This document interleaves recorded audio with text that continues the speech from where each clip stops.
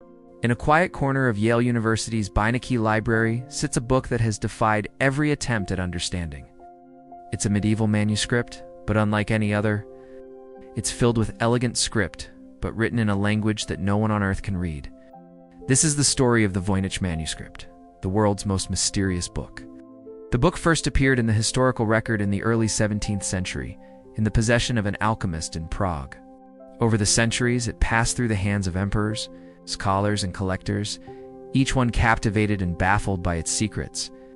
It was eventually purchased in 1912 by a Polish book dealer named Wilfrid Voynich, from whom it gets its modern name. He dedicated the rest of his life to unlocking its mysteries, but like all who came before him, he failed. So what makes this book so impenetrable? It all starts with the text. The manuscript contains over 240 pages of flowing handwritten script. The characters are unique, forming an alphabet that doesn't match any known language, ancient or modern. Some letters appear only at the beginning of words, others only at the end, suggesting a genuine linguistic structure.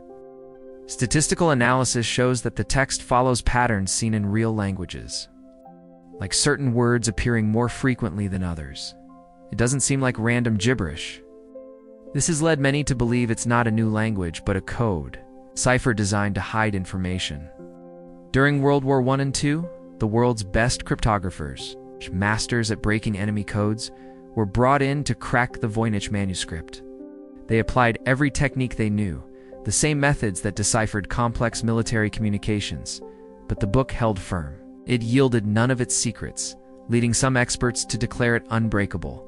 If the text is a puzzle, the illustrations are an enigma all their own. The pages are filled with detailed, colorful drawings that are just as strange as the script. The manuscript is broadly divided into sections based on these illustrations. The first, and largest, is the herbal section. It features drawings of hundreds of plants. But here's the twist. Botanists have been unable to definitively identify the vast majority of them. They look like fantastical creations, combining roots, leaves, and flowers from different species in ways not found in nature. Are they plants from another world, or simply products of a vivid imagination? Then comes the astronomical section, filled with intricate circular diagrams that resemble celestial charts. They show suns, moons, and constellations of stars, often with elaborate, swirling patterns. But just like the plants, these cosmic maps don't correspond to any known view of the heavens. The constellations are unrecognizable, the arrangement seemingly alien. It's as if the author was charting a sky that isn't ours. Perhaps the most bizarre section is the biological part.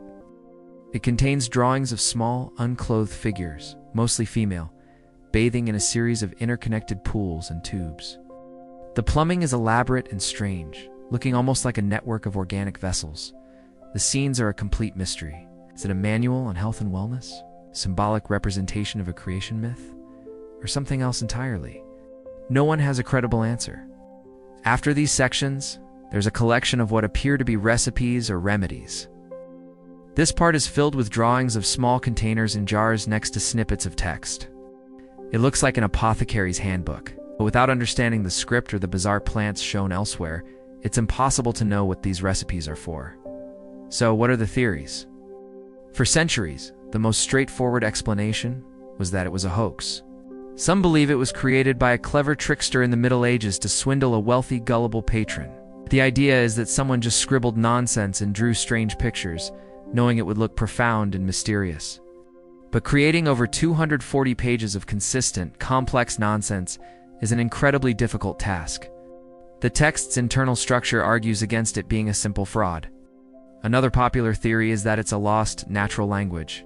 Perhaps it's the last surviving document of a culture that vanished without a trace, its language dying with its last speaker.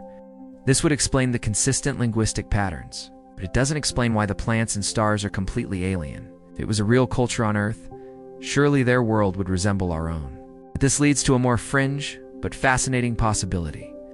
Could the Voynich manuscript be of extraterrestrial origin?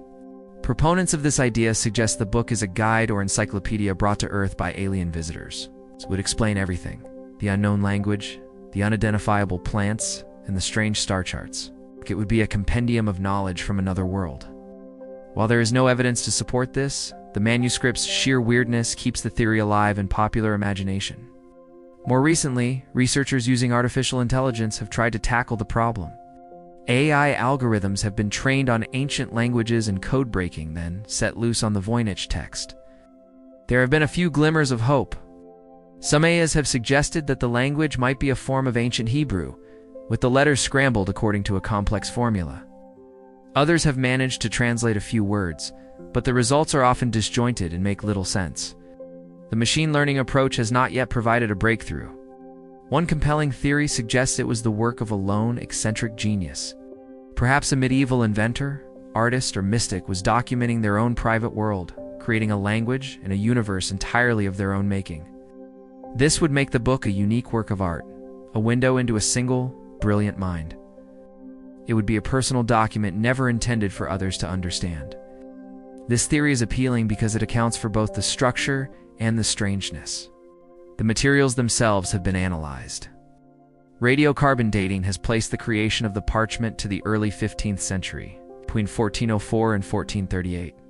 This confirms the book is genuinely medieval, not a modern forgery. The ink and paints are also consistent with materials used during that period, so we know when it was made, but this only deepens the mystery of who made it, and more importantly, why. For over 600 years, the Voynich manuscript has been a perfect lock, and we are still searching for the key.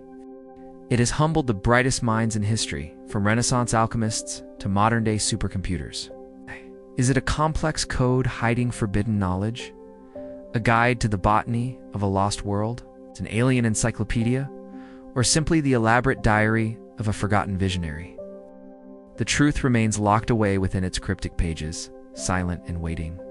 The book continues to be a symbol of the ultimate unsolved puzzle, testament to the fact that there are still profound mysteries in the world that we simply cannot explain. For now, it remains the book that no one can read. If you find mysteries like this fascinating, be sure to subscribe to Facts Repo for more deep dives into the unknown.